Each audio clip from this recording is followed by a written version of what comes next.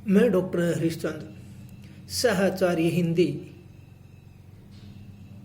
प्रिय विद्यार्थियों, आपको कबीर के बारे में उसके पद की व्याख्या बताई गई थी और कबीर समाज में सुधारात्मक विचारों को लेकर समाज सुधार बनना। अब आगे है, पंडित वाद वदंते झूठा, राम कहाँ दुनिया गति पावे, सांड कहाँ मुख मीठा, पावक कहाँ पाँव जे दाजे, जल कहीं तृष बुझाए, भोजन कहाँ भूस जे भाजे, तो सब कोई तिर जाए, नर के साथी सुआ हरि बोले, हरि पर ताप न जाने, जो कब हूँ उड़े जाए जंगल में, बहुरिन सूरत आने, साची प्रीति विषे मायासु, हरि भक्तिन सुहासी, कहे कबीर प्रेम नहीं उपजे, बादे जमपुरी जासी। और देखिए यहाँ पर कबीर कहता है कि धर्माचरण एवं भक्ति भावना के संबंध में प्रचलित विभिन्न मतवादों को, आडंबरों का उन्होंने क्या किया है, विरोध किया है। कबीर कहते हैं पंडितों के द्वारा जितने भी मतवाद है चलाए गए हैं, वे सब क्या है, असत्य हैं, झूठे हैं। वे कहते हैं भगवान का नाम लेने से प्राणियों का उद्धार हो जाता है, उन्हें परम गति मिल जाती है, परंतु यह कथन मिथ्या है। क्यों कि इस प्रकार खांड या शक्कर कहने मात्र से ही कहने वाले का क्या है, मुख मीठा हो जाता है। नहीं होता है। उसके लिए क्या है कि उसका स्मरण करना पड़ता है, उसके लिए त्याग करना पड़ता है, तपस्या करनी पड़ती है, तो ही वो चीज क्या होती है, मिलती है। ये नहीं था क्या है कि उनके नाम लेने से क्या है, उसका स्वाद नहीं आता है। अगर ऐसा ही होने लगा तो केवल आग कहने से ही पांव जल जावे, केवल जल लेते ही प्यास बुझ जाए, भोजन का नाम लेते ही भूख दूर हो जाए, और राम नाम उच्चारण मात्र से ही हर किसी का क्या है, उद्धार हो जाए। भाव यह है कि केवल शक्कर कहने से मुख मीठा नहीं होता है, उस शक्कर को क्या है कि मुख में जरूरी है।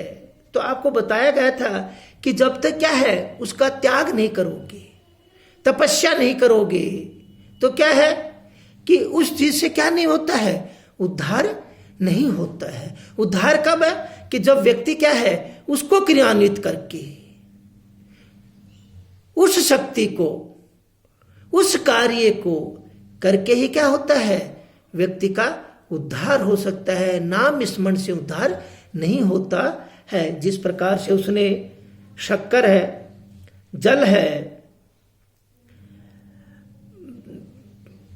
जल है, भूख है, उनके उच्चारण से संपूर्ण चीज क्या हो जाती है, मिट जाती है। तो व्यक्ति को कुछ करने की जरूरत नहीं पड़ती है। इसीलिए भगवत भक्ति मुक्ति के लिए तो तदनुसार आचरण करना पड़ता है। यदि केवल नामोच्चारण से ही, नाम लेने से ही ईश्वर की प्राप्ति होने लगती है, तो किसको, उस तोते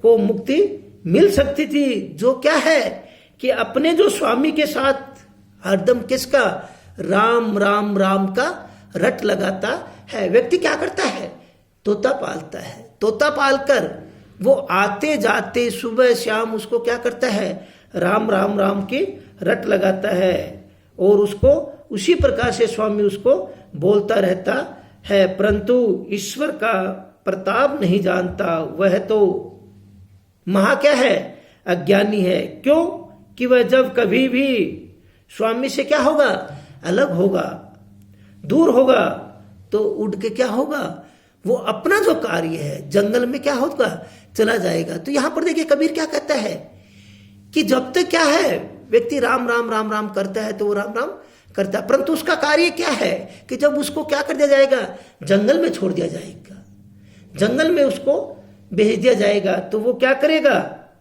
केवल जंगल में उड़ जाता है, तो उसे भगवान का नाम स्मरण नहीं रहता है। इस तरह तोते के समान अज्ञानी लोग भगवान के नाम स्मरण नामोच्चारण करते भी रहे तो उनका क्या है, उद्धार नहीं होता है। क्यों कि परमात्मा का जो तत्व है, जो साक्षात्कार है, आत्मचिंतन है, पवित्र आचरण है, सायुजन्य भक्ति है, उसके बगैर उसका उद्धार नहीं होता है। कबीर कहता है कि भगवत भक्ति कोरा दिखावा करने वाले अज्ञानी और पाखंडी होते हैं। देखते होंगे आप कि व्यक्ति घर का कार्य करता है, राम राम राम राम राम का है, माला जपता रहता है, वो क्या है, सब अज्ञानी और पाखंडी हैं। ऐसे लोग विषय वासना और माया मोह के सच्चे प्रेम या आसक्ति में रखते हैं, और भगवान के सच्चे जो भक्त होते हैं,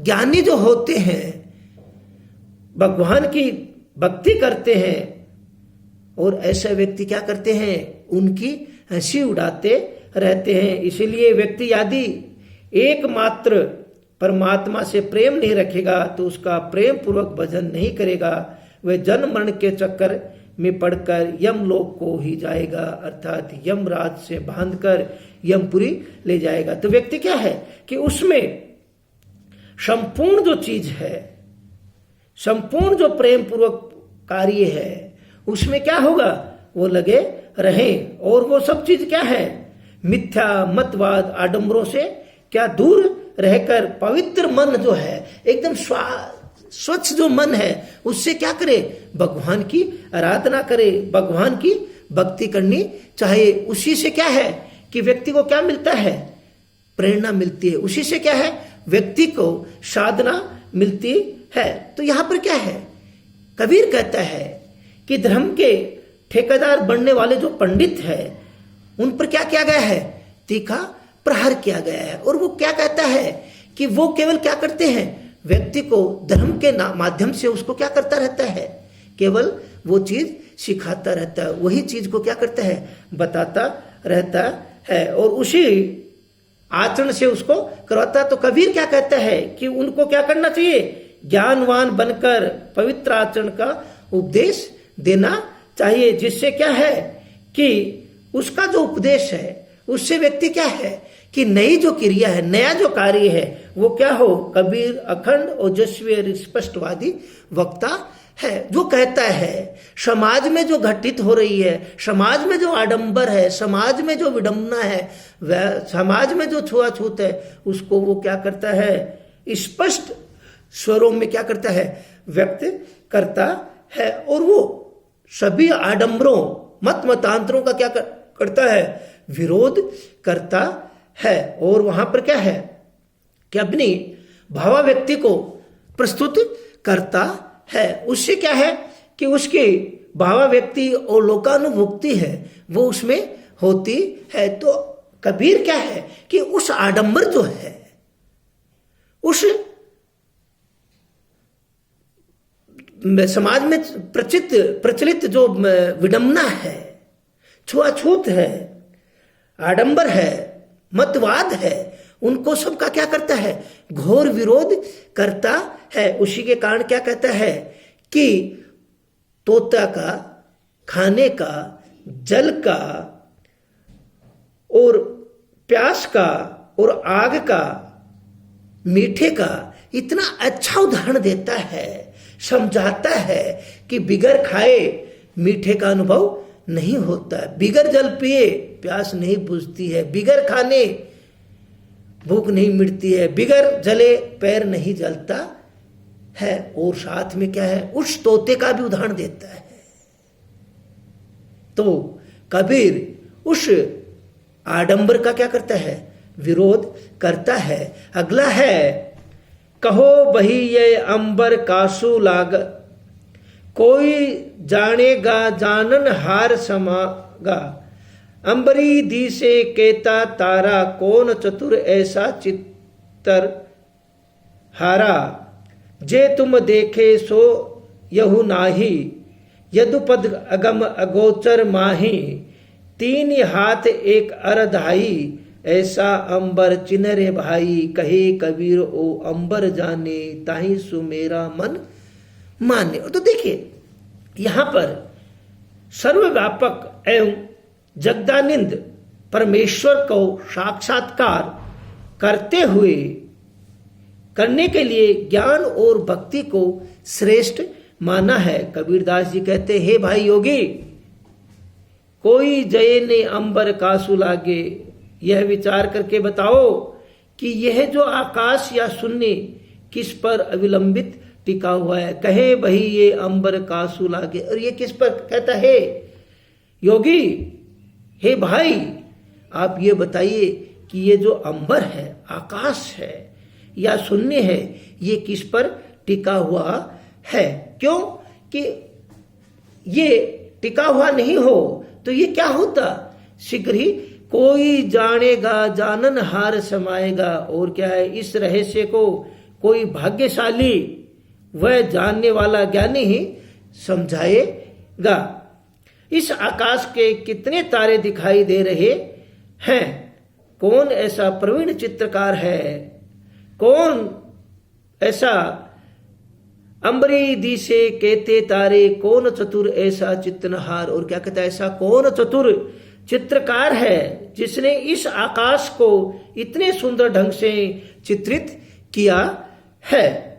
तुम उस चित्रकार का विचार करो, जे तुम्हें देखे सो यही ने यदुपद आगम अगोचर। और क्या है, आप इस पर क्या करो, विचार करो। यह आकाश और शून्य अगम एवं अगोचर तत्व में समाहित है। ये आकाश तीन हाथ में अर्थात तीन गुणों से क्या है, ओतप्रोत, तीनों हाथ एक अरदाई, ऐसा अंबर चिन्हरे भाई। और तीन हाथ ऐसे